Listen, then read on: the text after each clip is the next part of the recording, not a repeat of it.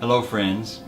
We're going to begin a brand new study of Paul's letter to the Philippians on Monday, September the 11th.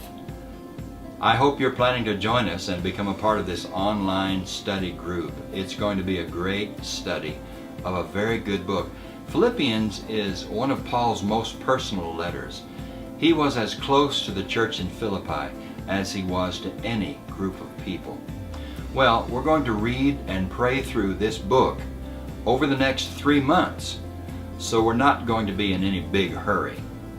I want to provide a reading schedule for you, but in this video I want to talk about the background to Philippians, just a very brief introduction to the book. I hope you don't mind.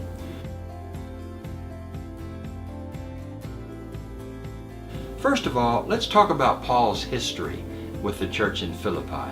To learn that, where are we going to go? Well, we'll go to Acts chapter 16. We learn that Paul received a vision of a man in Macedonia, the province of Macedonia. And the man said, "Come over and help us." And so Paul and his entourage set sail for the province of Macedonia. And one of the first cities that he visited there was the city of Philippi. It was a Roman colony. We learn from Acts 16 that he met Lydia, and soon Lydia and her household became followers of Jesus. And then Paul is thrown in prison with Silas because he cast out a spirit of divination from a slave girl.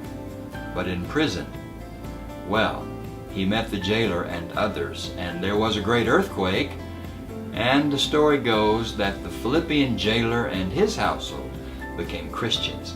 So here was the nucleus, or the core, of that Philippian church: Lydia and her household, and the jailer and his household.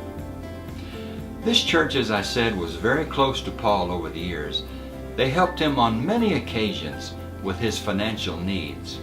And speaking of occasion, let's talk about the occasion for the writing of this letter.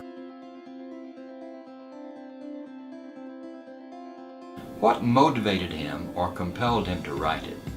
Now, when we think about the occasion of any New Testament letter, we think about it from the author's side as well as the reader's side. So from the author's side, the occasion of this letter, Paul is in prison. He's writing this letter from about 60 to 62 AD. And this letter is one of the prison epistles, letters that he wrote in prison. That would be Ephesians, Philippians, Colossians, and Philemon. And from this prison cell in Rome, he writes to the congregation in Philippi. Now, the occasion from the reader's side is this.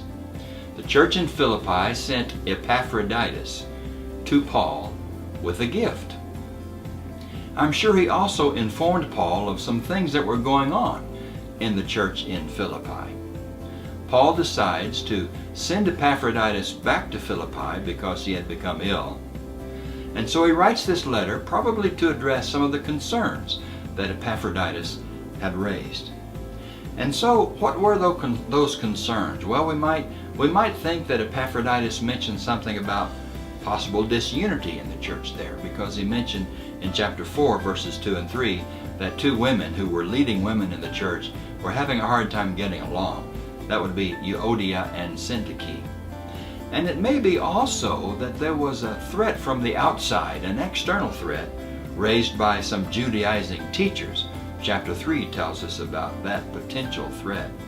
So Paul from prison feels that he needs to write the church in Philippi, and he writes this letter to explain his present situation, to explain why he is sending Epaphroditus back to Philippi, to thank the Philippians for their financial support and their goodwill, and to deal with certain situations that had arisen in the church there.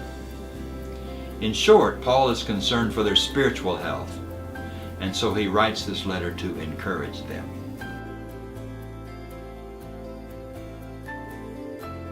Now, why should we read this book? What value is there in this book for present-day readers? Well, first of all, we could say that this book explains to us more and more about Jesus. And so we're going to fall in love with Jesus more and more, and we're going to gain a greater appreciation for who he is and what he's done. In fact, all of the prison epistles are Christological. They all have Jesus Christ at the core of their book. Ephesians, Philippians, Colossians, Philemon. They're all about Jesus. And so, present-day readers are going to learn more about Jesus, and we're going to gain a greater appreciation and love of Him. But also, in this book, Paul identifies certain attitudes that will help us to live and work together in community. So he talks about attitudes such as joy and humility and self-sacrifice, contentment, right thinking, the willingness to serve others. All of these attitudes contribute to living together in peace and harmony, living together in community. And can't we use that kind of advice? I think so too. This letter, as I said, is all about Christ, but it's also all about joy. The words joy or rejoice appear some 16 times in this book. So, keynote of this particular letter. We might say that in short, the theme of this book is Christ is the key to confidence and joy. I like that. Christ is the key to confidence and joy. Well, this letter is going to encourage us. This letter is going to remind us again of reasons to live joyful lives.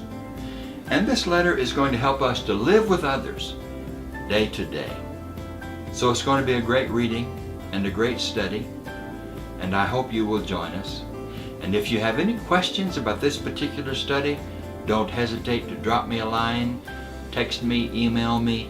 Let me know what you're thinking. We want you in this group to study through Philippians together. Thank you for your time, and I'll see you soon.